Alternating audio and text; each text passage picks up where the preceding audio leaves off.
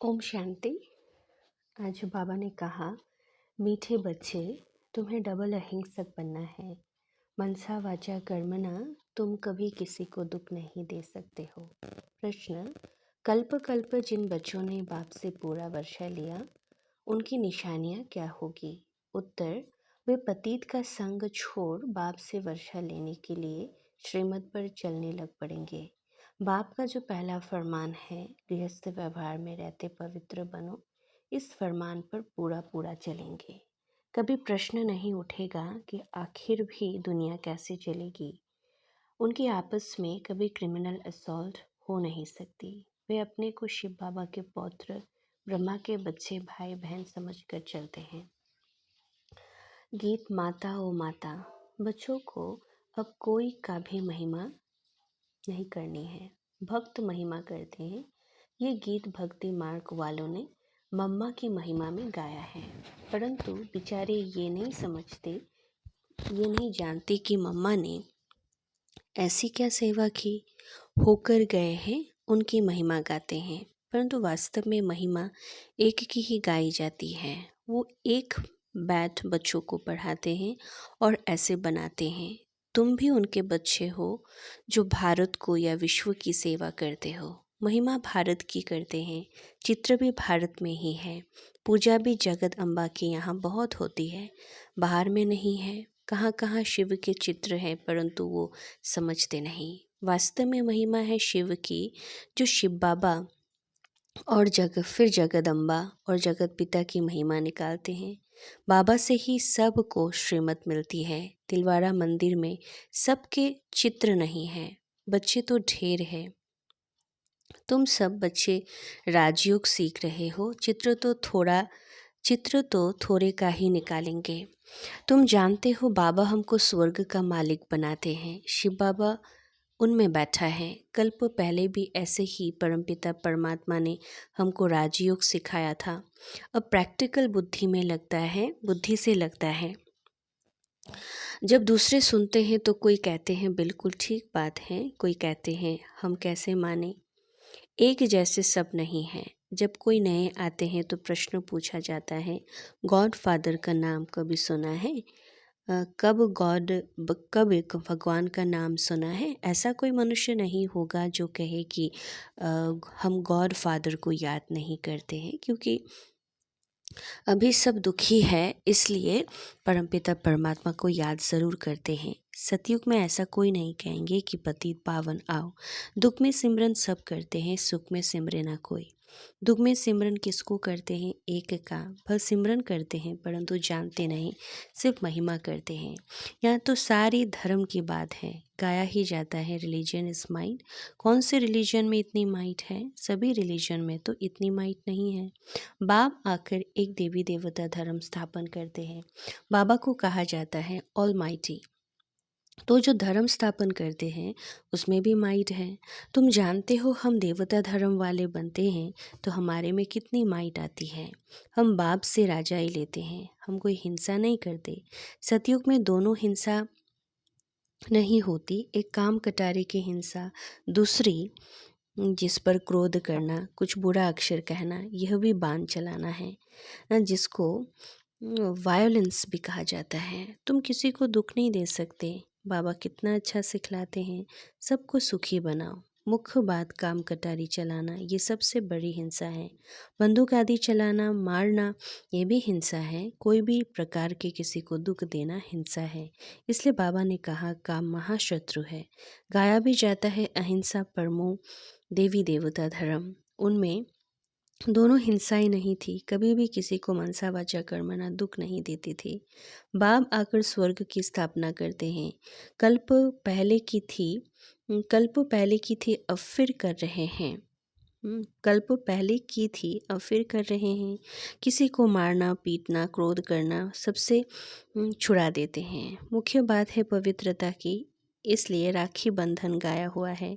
बहनें बैठ भाइयों को राखी बांधती हैं तो काम कटारी नहीं चलाना। परंतु मनुष्य ये अर्थ नहीं समझते। तुम हो ब्रह्मा के बच्चे शिव के पौत्रे, तो तुम भाई बहन हो गए। आपस में कभी क्रिमिनल असॉल्ट नहीं कर सकते, यह है पवित्र बनने की युक्ति। भाई बहन कभी आपस में शादी नहीं कर सकते। तो बाप समझाते हैं, कल्प कल्प जिन्होंने वर्षा लिया है वही श्रीमत पर चलते हैं।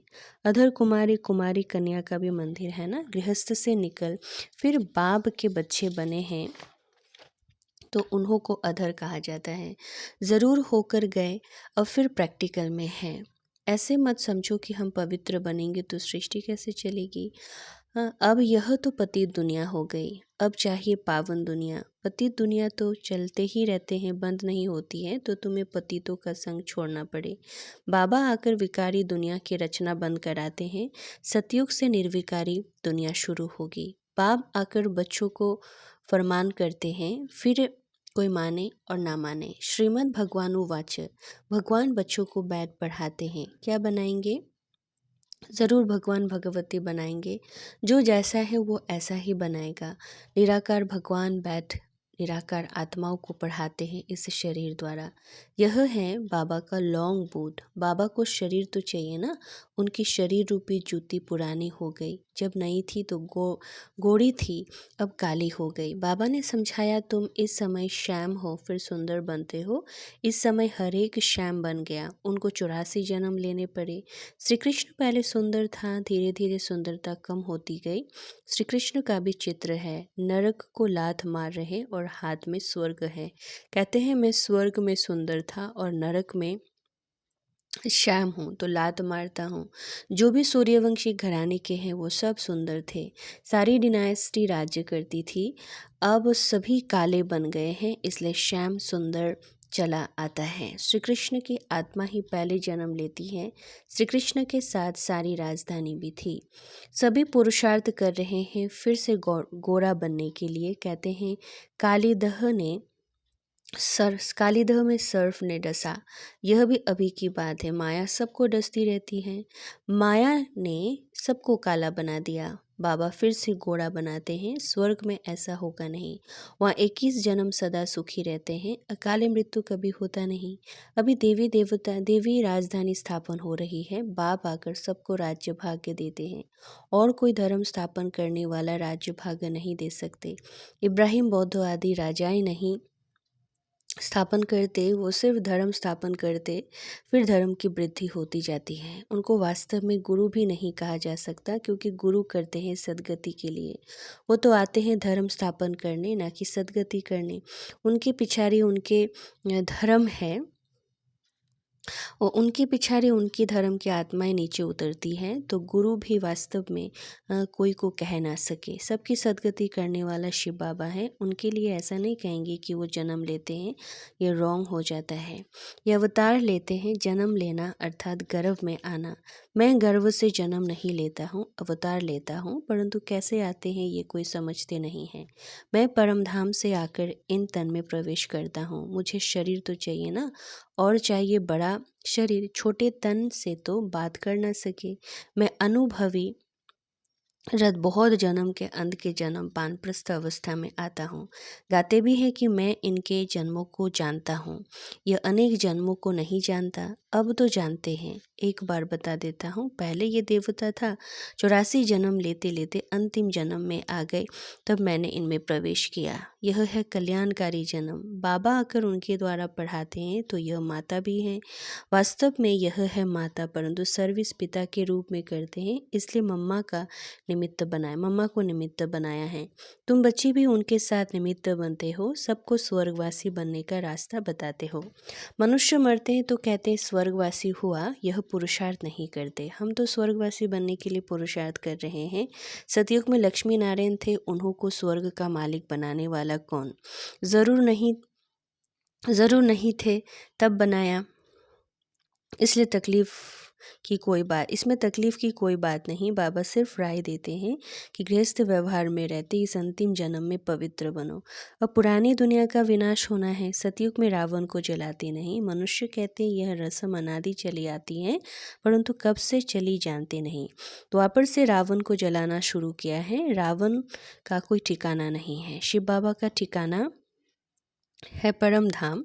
रावण का धाम कहाँ है? में प्रवेश कर यह सभी में प्रवेश कर लेता है। वह सभी में प्रवेश कर लेता है, कोई एक ठिकाना नहीं है। जब रावण राज्य पूरा होगा, सभी पावन बन जाएंगे, फिर रावण का नामो निशान भी नहीं होगा। राम और रावण दोनों चीज़ें हैं।